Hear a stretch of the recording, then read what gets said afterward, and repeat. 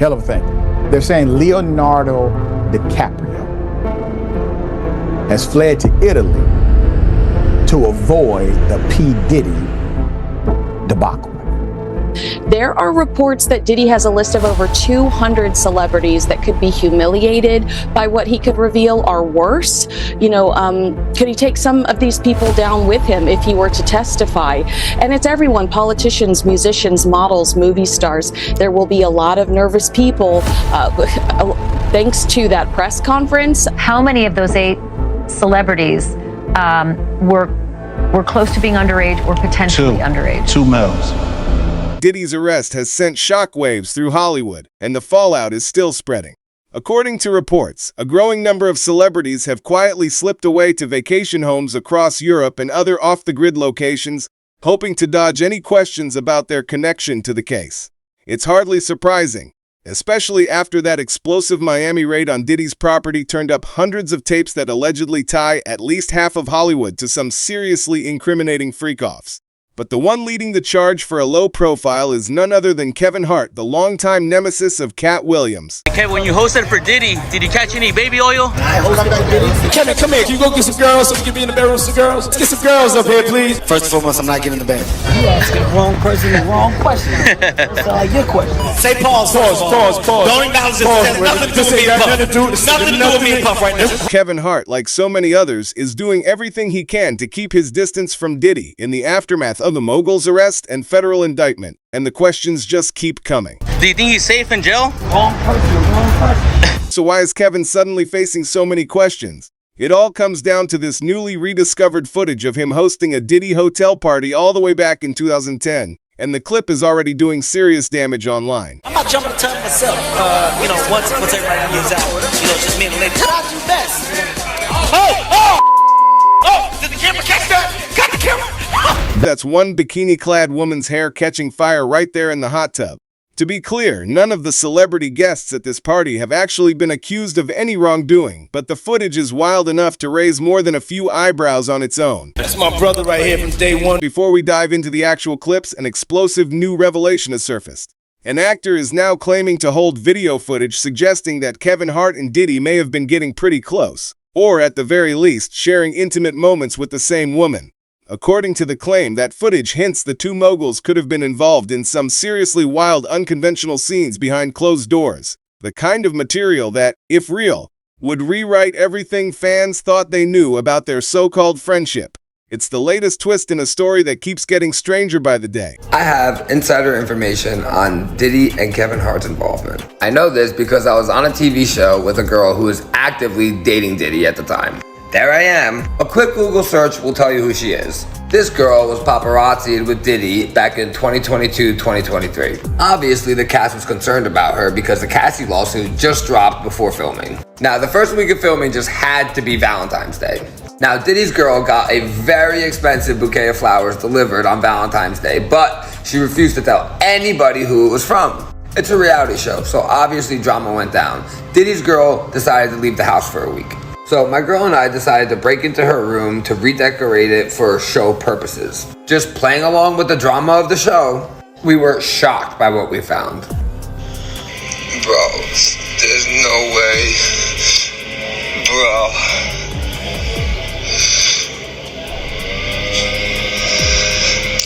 Oh my God, from Puff. The flowers were from Diddy. Love, Puff. This sent my girlfriend into a spiral. As a woman, she was terrified that Diddy had our address. She let the girl know how she felt and put the card back where she found it. The girl told Diddy what happened, and then Diddy threatened production. So the Diddy girl started screaming at my girlfriend, saying that Diddy was going to sue her because of what she wrote on the note. Worried that we were all going to discuss this sick that he was doing on our TV show. The fact that he wanted to silence a girl that he doesn't even know for writing on a note is absolutely insane. Production then pulled every cast member aside and instructed us to no longer have any Diddy conversation for the duration of the show. Diddy threatened to bankrupt our TV show and my girlfriend. We thought it ended there, right? But then Diddy's girl got mentioned in a lawsuit that came out publicly. When this went down, Diddy's girl happened to be in a fight with another castmate. Now that castmate just happened to be dating JLo's ex-boyfriend Casper. Diddy's girl was scared that the other castmate was gonna use this Diddy stuff against her during their fight. So she decided to make a call to, guess who? Kevin Hart. Now at the time, none of us knew it was actually Kevin Hart until later on. So Kevin Hart called Casper and threatened him to make sure he gets his girl in check on the show. Now Casper's girlfriend told all of us that Diddy's girl was also sleeping with Kevin Hart, who happens to be married with children and best friends with Diddy. Kevin Hart clearly made the call to Casper to ensure that Diddy's girl stayed quiet about the affair that him and her were having, because once again, he's married. Kinda weird that Diddy and Kevin Hart are both sleeping with the same girl and threatening our TV show, isn't it? Now listen, I'm just an ordinary blue-collar worker from Jersey, okay? Who happens to be dating a famous OF model, which is how I got on the show in the first place. Now, I'm not a social media star, I'm not famous, I have no reason to lie about any of this shit, okay? Now, the only reason I'm telling you guys all this is because when I was in Hollywood filming this TV show, I went through some sick, twisted. Next up on the list gets exposed by none other than Kevin Hart himself. Remember that unforgettable Diddy party Kevin hosted back in the day? Well, in a moment of pure inebriation, Diddy let slip some juicy inside details about his history with Usher, something he clearly regretted the second the words left his mouth. He casually mentioned that he and Usher woke up together and wrestled back in the day. And honestly, it's not hard to connect the dots because it sure sounds like Diddy and Usher had a lot more going on behind closed doors than just friendship. Fresh off the garden stage. That's my brother right here from day one. We used to wake up and, pause, but like that's how. Back in the days when he was like 10 and I was a little bit older, his older brother, we used to fight over the Frosted Flakes. You know what I'm saying? Before pause was invented. You know what I'm saying?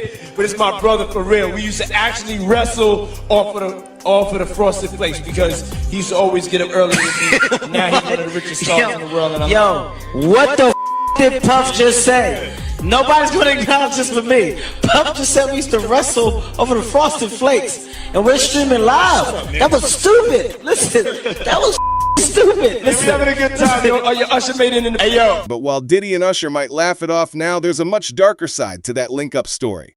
Usher was just a kid back then, and Diddy knew it, but that still didn't stop him. According to those who have followed the story closely, Diddy's insistence on partying with someone so young came with lasting consequences that eventually sent Usher to the hospital and left him with scars he may never fully heal from.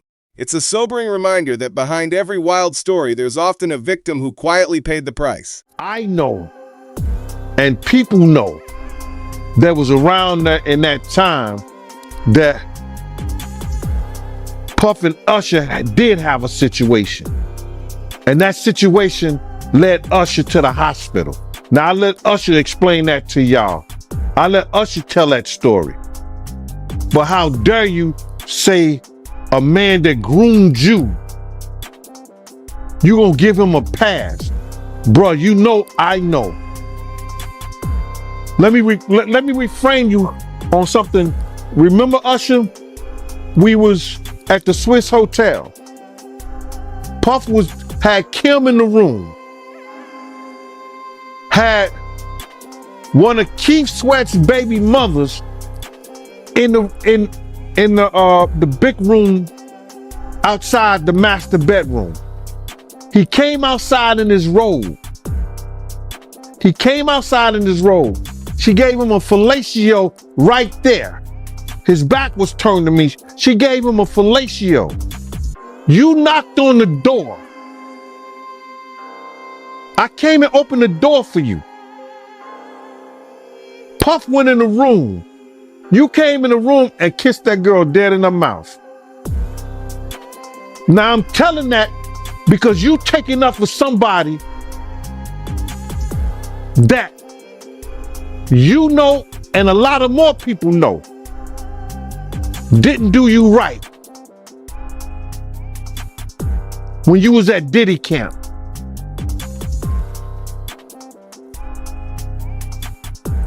Y'all put it together. And what you mean by Diddy camp? Remember? He was on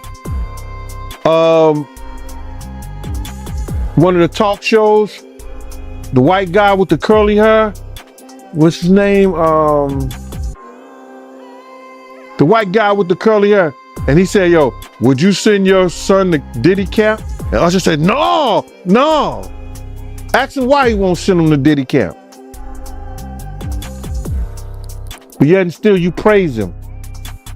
Damn, man, and you said that, I know you can't go into detail, but you said that it was a situation where Diddy sent him to the hospital? Let Usher explain that to you. Let Usher mama explain that to you. And the hospital was in Scarsdale, New York. The next high-profile figure who seems to have fled the country is none other than Oscar-winning actor Leonardo DiCaprio. Reports suggest he's found refuge in Italy, a country that notably lacks extradition laws compared to other European nations. DiCaprio's swift exit raises more than a few eyebrows, especially given his long, murky history with Diddy. Could there be more lurking in their past that prompted Leo's urgent departure? And joining him on this escape vacation is none other than his close friend Tobey Maguire, which only adds to the speculation. Guys, I taped this interview with Dale Wheatley before the Diddy accusations came out, and since taping, Leonardo DiCaprio has been connected to Sean Combs. Who's the person that's number one on that invitation list? Leonardo DiCaprio. We're going to look more into this in the future, but first, I wanted to share this exclusive interview with Dale where he reveals a lot of stuff about Leo and Tobey Maguire that I really don't think they're going to like. One of the biggest actors in the world is Leonardo DiCaprio. He doesn't like talking about his past, and one guy's got a lot to say about that. Welcome to Popcorn Planet. I am Andy Signor. Ages ago, I did a video over on my channel, Hugging the Cactus, where I met this individual, Dale Wheatley. So glad to have you back on the show, sir. Welcome to Popcorn Planet. Thank you. I'm so glad to see you. You look amazing, and I cannot believe how far you've come. It's amazing. I can't. Oh, both of us, dude. You just got a book. You're on it. Let me recap the audience because we got some juicy stuff to tell you guys. But Dale and I are reconnecting because it's been a while. Dale Wheatley was a writer-producer on a film that you may have heard of. It's one of these indie films that really got a lot of people talking, and it was called Don's Plum. If you're unfamiliar with this film, we actually did a piece on this over on Hugging the Cactus a while back. Dale's here now because he's now written a book that we're here to promote. I want to make sure you guys check it out. It's called Too Real, a Hollywood Memoir. I thought, you know what? I made a really good sizzle of you last time we did this. Let's reintroduce folks because not a lot of people saw this video. You can watch the whole interview there, but how far we've come. Here's the setup of what happened to Dale. This is Dale Wheatley, a filmmaker who scored the ultimate dream of making his first feature film, starring his friends, slowly rising stars Leonardo DiCaprio and Tobey Maguire. The film was Don's Plum, a black and white slice of 90s life that was poised for success and accolades, but instead got served court orders by his own friends, blocking the film's release, destroying friendships, and canceling careers. These guys, were my friends. I feel so betrayed. The effort to stop the film was led by Tobey Maguire. He gathered all of their mutual friends, including DiCaprio, and laid out a plot where Dale was allegedly planning to embarrass Leo in the press if Tobey didn't support the movie. Dale vehemently denies this. And it does seem odd Dale would attempt to badmouth anyone in the press when Miramax was already bidding for the film. In fact, a Premiere Magazine article on Don's Plum published back in November 1998 confirms this, when Jason Blum of Blumhouse fame, who was a Miramax executive at the time, confirmed that Miramax wanted to buy Don's Plum, and that DiCaprio's rep wanted Blum to warn Miramax boss Harvey Weinstein that there would be consequences if they went ahead with the acquisition. Based off of untrue and nefarious statements from Tobey Maguire, DiCaprio went Oh my God! Sorry to pause it. I gotta look at that. Look at that smile. We're gonna get there. The evilness of Tobey Maguire is coming, but just wanted you to see the backstory. And especially when you hear the audio on that. Yeah. He's excommunicating Dale from the industry that he loved. The effects of that still hit Dale to this day. In 2014, he had gotten interested in one of his projects from a big-time Hollywood producer. As soon as he found out about Don's Plum, he opted out of the project, stating he couldn't afford to get on the wrong side of DiCaprio. Dale recently decided to set the record straight and release the film free at freedonsplum.com. I was excited to talk to Dale directly to finally allow him to share his side of the story and what he's learned over all these years. I'm Andy Signor, and that was Hugging the Cactus. Now, things have changed. Popcorn Planet ended up being the thing that took off for me, so I'm so glad to give you a platform once again, Dale, because your story was an important one. And guys, I wanted to give you that backstory so you could see, like, these were hurt feelings, friendships that were destroyed, art was kicked to the curb. There was a lot of stuff that went wrong. And it also speaks to the abuse of power. And all of this now, it's been 10 years in the making. Dale finally has a book out there that details the whole Hollywood memoir of this experience. And I'm glad to get into it. So Dale, look, I know you got to sell this book. We got a lot to say. We don't have a lot of time to say it, but I want to help people understand there is some salacious stuff in this book.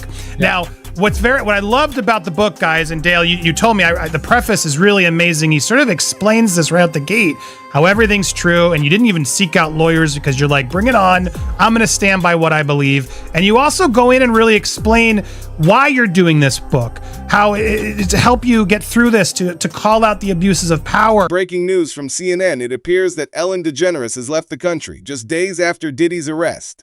Ellen is known for hosting wild Hollywood gatherings where Diddy was often the guest of honor, and her long-standing ties with him are now coming under serious scrutiny.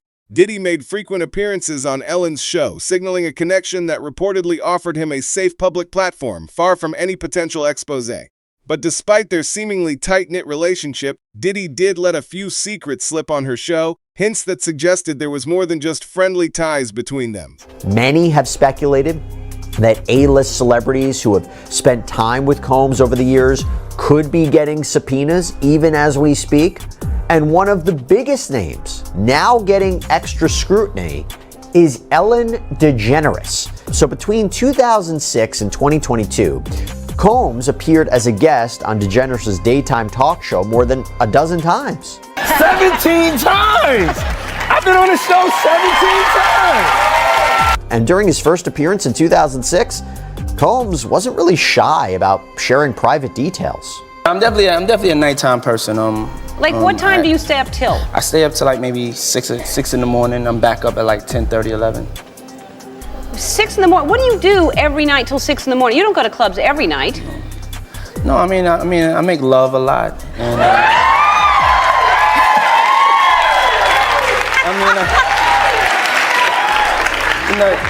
You know, that's Ellen, my favorite answer ever. Many clips of his guest spots have resurfaced recently, including discussions between Combs and Ellen about his infamous parties. It'll go from like 9:30 to like maybe 3 o'clock, 3 o'clock. And then, we have the top 2 floors of the hotel.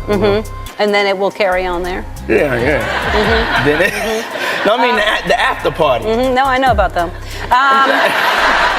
And years later, Combs said he wanted to attend one of Ellen's parties. I have to arrive fashionably late. All right. Not too late, though. Not too late? Not too late, please. What time would you like me there? I'll tell you later. Okay. But not too late.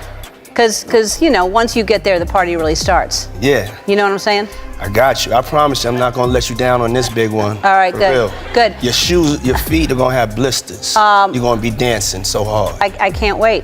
Now, the two seem to kind of dance around the apparently open secret that Combs' parties were beyond wild, with reports of and multiple participants and more. And as the allegations against Combs have mounted, many have called his interviews with Ellen now creepy. So no money on you? I mean, it's just a little bit of money on me. Oh, you do have money on you. Lord have mercy.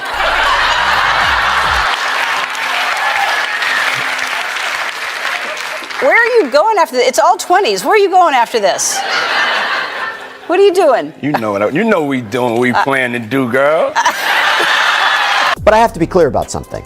There is a difference between a wild party and something that is criminal. Okay, there's a difference between having a great time and something that's an illegal freak-off. And having said that, remember when I told you about those freak-offs, right?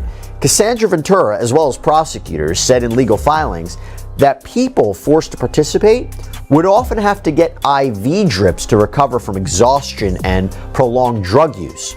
Well, in 2016, Combs appeared on stage with blue gauze around his arm and explained that he was just getting an IV drip backstage. He'd apparently arrived at the studio with it. They said that I would have to stay. I said, no, I have to go. I said I could pull that out myself. So I walk in and I'm talking to Ellen. I have the IV and then the blood is going down. I start to panic. I go into the bathroom and I pulled it out myself and I just made it here and I love you. I love you too. So of course the natural question is, what was going on right before this taping. And to be very, very clear about something, Ellen DeGeneres has not been accused of anything. She is not listed in any one of the government's filings. The only reason we are talking about this now is because we are going back and looking at these old interviews, looking at these old comments, looking at these old interactions to see if potentially they could play a role in his criminal case. Ellen's show has also long faced criticism over its reportedly toxic work environment and the tragic death of DJ Stephen Witch Boss just months after the show's final episode in May 2022 brought even more controversy. Although authorities classified his death as a suicide, friends and family were quick to question that finding, noting that Witch was a devoted husband and father to 3 young children. Those closest to him argue he was anything but the type to take his own life, adding yet another unsettling layer to the growing list of questions surrounding Ellen's inner circle. Now, as for Stephen Twitch Boss, he died on December 13th, 2022, and the official cause of death was ruled as a self-inflicted wound to the head. But even now, fans are still trying to wrap their heads around this tragedy, and a lot of them are still not buying the official story. Now, yeah, guys, I never really fully grasped, how this happened. But I get it. I mean, when it comes to people doing things to themselves because they're sick of, existing, a lot of the times they do kind of act like he was acting up until. Extremely positive, funny, cheery, like making videos, funny dance videos, and all types of things that just exuded positivity and happiness. But in all actuality, that is obviously a mask, completely a mask, for him to do what he did. Here's what allegedly we know about Stephen's passing. On Monday, December 12th, he left his home on foot and checked into the Oak Tree Inn Motel in Encino, Los Angeles. Just a quick 15-minute stroll from the house he shared with his wife Allison and their 3 children. The next day, Allison freaked out when she saw that Twitch was gone while his car was still in its place, and she ran to the local police station begging them to take Twitch's disappearance seriously. Allison told the police that something was off because Twitch never went anywhere without his car, and several officers followed Allison back to the house to look for clues about Twitch's whereabouts. But shortly after, the motel where Twitch had checked in the previous day called the police and said they found Twitch in the bathroom of his room. But despite the official ruling on the cause of death, fans had a tough time wrapping their heads around the idea that Twitch would do this because he never once shared that he was struggling with anything. And at least from the outside, he seemed like a genuinely happy person who adored his family. In fact, not too long before he passed, Twitch and Allison revealed that they were seriously considering adding another little one to the family. Oh my God, do you miss having a newborn in the house? I sure do. No. Uh-oh. I think we would love to start trying for another one. Oh. Yeah. Wait, what? How you feel? Look, she said she missed it. How you feel? No, listen, Guys, here's the thing. Listen, kids are amazing once they actually are older and can speak. I would say 5 and up. Anything from 0 to 5 is completely miserable in your household, bro. I mean, you can lie and say you like that, right? But you're wrong. It's terrible. Like, what is the point? Can we just fast forward? I would love to fast forward kids to 5 years old at least.